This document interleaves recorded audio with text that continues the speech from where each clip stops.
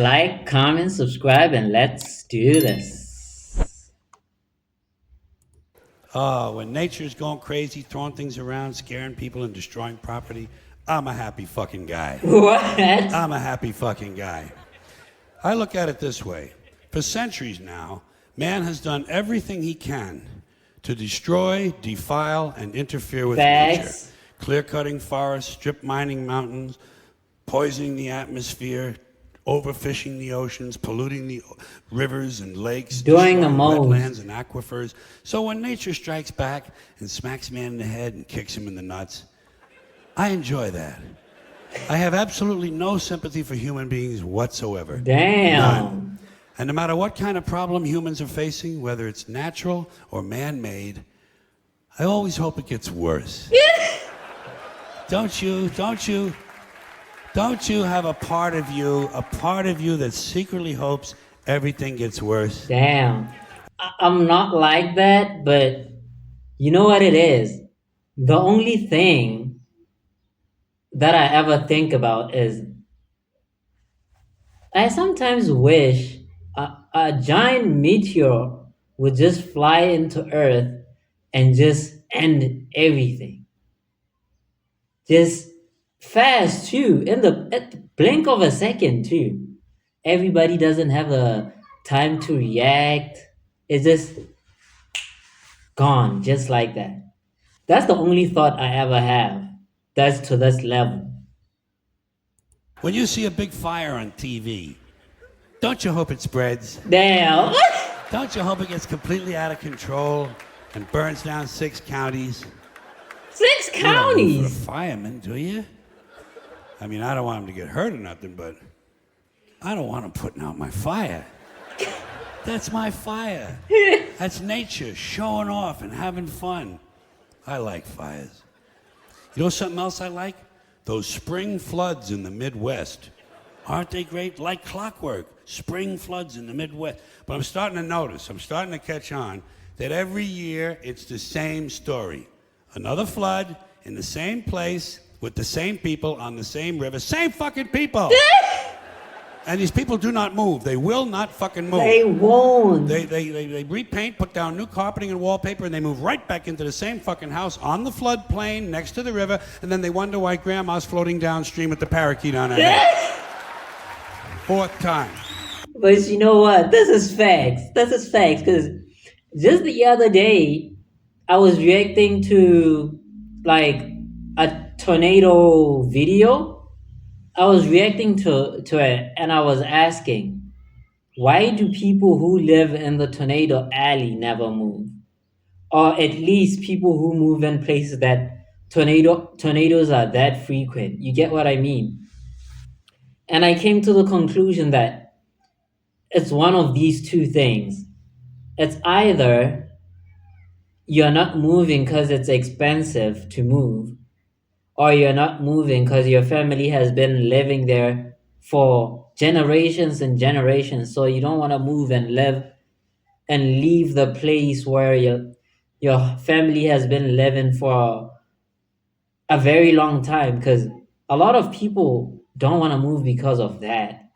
But then when it comes to money, if you stay there and tornadoes keep leveling your house over and over and over again, you're going to be spending more than if you were to move, buy another piece of land and building there.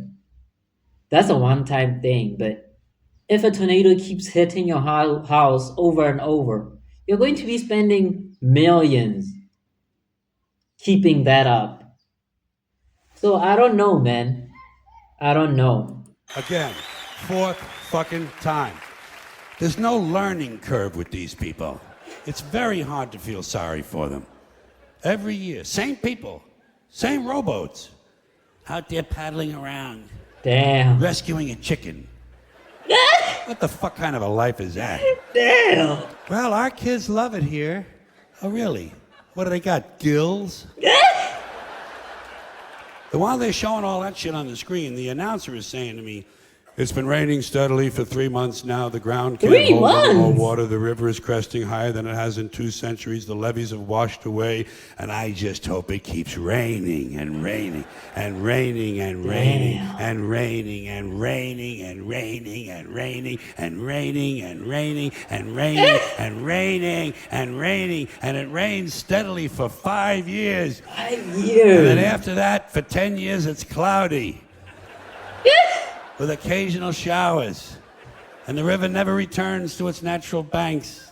It Basically, becomes a the completely UK. new river, and the borders of 3 states have to be changed, and all the maps and atlases have to be redrawn and reprinted. Holy crap. And no one's couch ever completely dries out. For years and years, every time they sit down, there's always a little squish. Dan, Linda, come on in, you guys, have a seat. Squish, squish. I like that. I'm an interesting guy. I always hope that no matter how small the original problem is, it's going to grow into bigger and bigger proportions that get completely out of control, and I'll give you a concrete example. Let's say a water main breaks in downtown Los Angeles and it floods an electrical substation, knocking out all the traffic lights and tying up the entire city, and emergency vehicles can't get through. And at the same time, one of those month-long global warming heat waves comes along, but there's no air conditioning, there's no water for sanitation, so cholera, smallpox, and dysentery break out, and thousands of people start dying in the streets. Damn. But before they die, parasites eat their brains, and they go completely fucking crazy, and they storm the hospital, but the hospital can't handle all the casualties, so these people rape all the nurses and set the What the hospital on hell? fire. And the flames drive them even crazier, so they start stabbing social workers and garbage men. And a big wind comes along and the entire city goes up in flames, and the people who are still healthy, they get mad at the sick people and they start crucifying them, nailing them to crosses, trying on their underwear, shit like that. Then everybody smokes crack and PCP, and they march on City Hall where they burn the mayor at the stake, strangle his wife, and take turns sodomizing the statue of Larry Flint. Holy. And at this point, it looks like pretty soon things are going to start to get out of control. What the hell? So everybody panic. Things are about to get out of control. This guy just gave a whole post-apocalyptic series script in 30 seconds, and he's saying things are about to get out of control. I think that's too late for that, buddy. It's too late for that. The world has already ended. This is insane. And tries to leave the city at the same time, and they trample each other to death in the streets by the thousands, and wild dogs eat their corpses, and the wild dogs chase the rest of the people down the highway, and one by one the dogs pick off the old fucks and the slow people because they're in the fast lane where they don't belong. Get the fuck out of the fast lane if you're an old fuck, if you're a slow fuck. Get over on the right. Get over on the right. And the lucky ones, the lucky people who manage to make it all the way outside of town, they discover when they get there that big sparks from the city have lit the suburbs on fire, and the suburbs burn uncontrollably, and thousands of identical homes have identical fires with identical smoke, killing all the identical soccer moms and their identical kids named Jason and Jennifer. And now the fire spreads to the farmlands, and the farmlands burn intensely at 425 degrees, creating millions of baked potatoes. And Not the baked potatoes. as the farmlands burn, thousands of barns and farmhouses begin to explode from all the hidden methamphetamine labs. And the meth chemicals run downhill into the rivers and streams where wild animals drink the water and get completely geeked on speed. So bears and wolves, amped up on crank, start roaming the countryside looking for people to eat, even though they're not really. Imagine running up on a meth bear. Holy. A meth bear. That would be crazy though. Animals drink the water and get completely geeked on speed. So bears and wolves, amped up on crank, start roaming the countryside looking for people to eat, even though they're not really hungry. And the fire spreads to the forest, and the forests burn furiously, and hundreds of elves and trolls and fairies come running out of the woods screaming, Elves! Bambi is dead, Bambi is dead. And he is, finally that fucking little cunt Bambi is dead.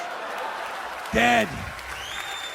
Now hundreds of regional fires come together into one huge interstate inferno, and all 12 of the western United States are burning out of control, except Utah, where the Mormons don't allow fires. And the fire spreads across the Great Plains, toasting the wheat, cooking the cattle, and producing hamburgers, actually. What? Then it leaps the Mississippi and races through the South, blowing up stills, interrupting lynchings, and killing millions of inbred people. Yeah. And It turns northeast and it heads for Washington, D.C., where George Bush can't decide if it's an emergency or not. He can't decide this. He doesn't know. It's hard. Oh, it's hard work. You know? Was George Bush like that during like emergencies? He couldn't like decide if it was an emergency or it's like he needed to act. Was he really like that? Put that in the comments. No. Yeah. He can't decide because Dick Cheney is in prison. So instead, he takes a nap. He takes a nap. He puts his empty, fucking brainless head down on the little pillow his mother gave him at Christmas time, and he takes a fucking nap. So the fire moves to Philadelphia, but He it's a hates weekend, George and Bush. Philadelphia's closed on the weekends. So the fire moves to New York City, and the people in New York tell the fire to go fuck itself. Yeah. Go fuck yourself. Yeah. And it does. Yeah. Wait, I don't think I've ever asked this. I'm sorry for pausing, but where is George Carlin from? Which state is he from? Is it New York? Because I'm getting New York vibes. Put that in the comments. And it does. So instead, it burns down Long Island and Connecticut, killing all the rich white assholes and completely destroying their evil faggoty golf courses. And while all this is going on, Canada burns to the ground, but nobody notices. Wow. Canada Now the entire catches North American strays. continent is on fire, producing a huge thermal updraft and creating an incendiary cyclonic macro system that forms a hemispheric megastorm, breaking down the molecular structure of the atmosphere and actually changing the laws of nature. Fire and water combine, burning clouds of flaming rain fall upward. Gamma rays and solar winds ignite the ionosphere, creating huge clouds of ionized plasma. Bolts of lightning Holy 20 million crap. miles long begin shooting out of the North Pole, and the sky fills up with green shit. And then suddenly, the entire fabric of space-time splits in two. A huge crack in the universe opens, and all the dead people from the past begin falling through. Babe Ruth, Groucho Marx, Davy Crockett, Tiny Tim, Porky Pig, Hitler, Janis Joplin, Alan Ludden, my Uncle Dave, your Uncle Porky Dave. Pig and Hitler.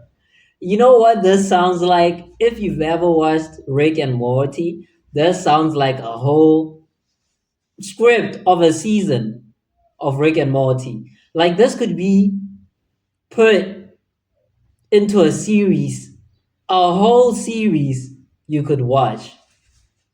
I hope someone makes it too, because he just put down the script. All you gotta do is film it. This is so crazy. Tim, Porky Pig, Hitler, Janis Joplin, Alan Ludden, my Uncle Dave, your Uncle Dave. Everybody's Uncle Dave. An endless stream of dead Uncle Daves falling Everybody through the has crack. an Uncle Dave. And all the dead Uncle Daves gather around a heavenly kitchen table. They light up cigarettes and they begin to talk. They talk about how they never got a break, how their parents didn't love them and their children were ungrateful. They talk about how the government screwed them out of money and they just missed out on a big job. They say the Jews own everything and the blacks get special treatment. What? And all the hatred and bitterness drips out of these people and forms a big pool of liquid hate. And the pool of liquid hate begins to spin. Round and round it spins, faster and faster. And the faster it spins, the bigger it gets. Faster and faster, bigger and bigger, until the whirling pool of hate is bigger than the entire universe. And then suddenly it explodes into trillions of tiny stars. And every star has a trillion planets. And every planet has a trillion Uncle Daves. Damn. And all the Uncle Daves have good jobs, perfect eyesight, and shoes that fit. They have great sex lives and free health care. They understand the internet. Their kids think they're cool, and they all love their neighbors. And every week, without fail, Uncle Dave wins the lottery. Forever and ever, till the end of time, every single Uncle Dave has a winning ticket. And Uncle Dave is finally happy. Now do you see why I like it when nature gets even with humans? Thanks for coming in here tonight. What an insane bit. Holy Thank you. crap. I think this is the most insane bit I've heard from him. And I'd argue, by far, one of his best. Not because it was the funniest, but because of the content that's in it. The content he had to remember to come and like pull this off. Imagine having to rehearse for this and remembering everything. But anyway, this was very funny. And the chain of events that like he told, that's insane. And it all started from a broken water main, if I'm not wrong. It all started from a broken water main to the whole sky splitting up, to Porky Pig and Hitler falling out, and my Uncle Dave and your Uncle Dave falling out. But this was very insane, man. If you want me to react to more George Carlin, any specific bit you want me to react to from him, put the links in the comments and I'll get to them. And on that note, thank you for watching and I'll see you on the next one.